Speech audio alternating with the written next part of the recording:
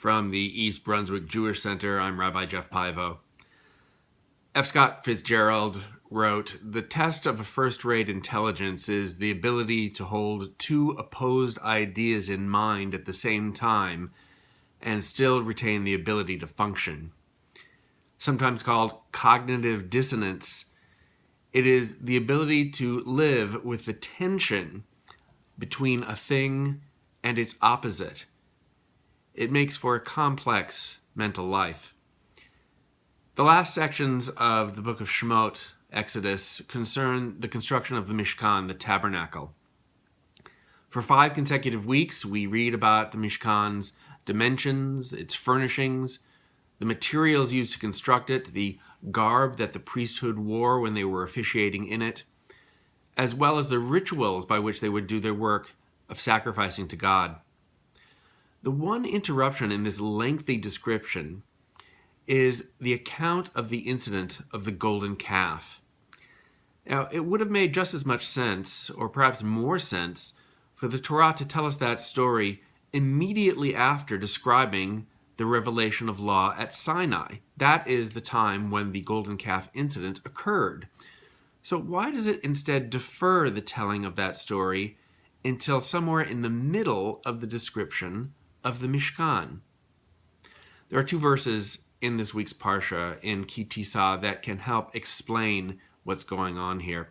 The first appears at the very beginning of the command to build the Mishkan.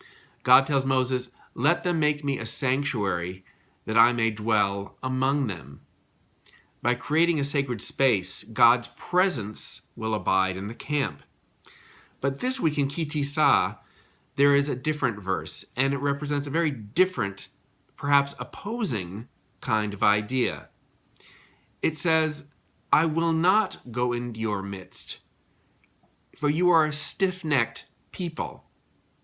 By bringing the incident of the golden calf in during the description of the Mishkan, we have this different idea. God's absence from this stiff-necked people is either a punishment or a way of protecting the people from the punishment that would result in God being in their midst. In either case, God is not said to be dwelling among them.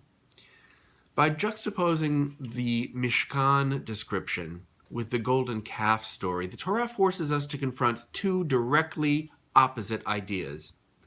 God dwells among us. God is not in our midst. Those 2 concepts can be understood as representing the tension between feeling God's presence and God's absence, what theologians sometimes call God's immanence and God's transcendence.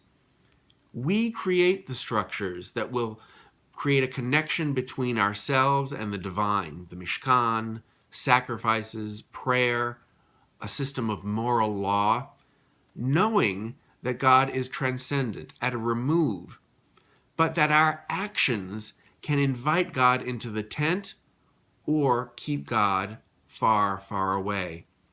By placing the Mishkan and the golden calf stories together, the Torah reminds us that in order to benefit from God's presence in our sacred spaces, we have to remember our ancestors' sins and our own in order that God will indeed be invited to dwell among us.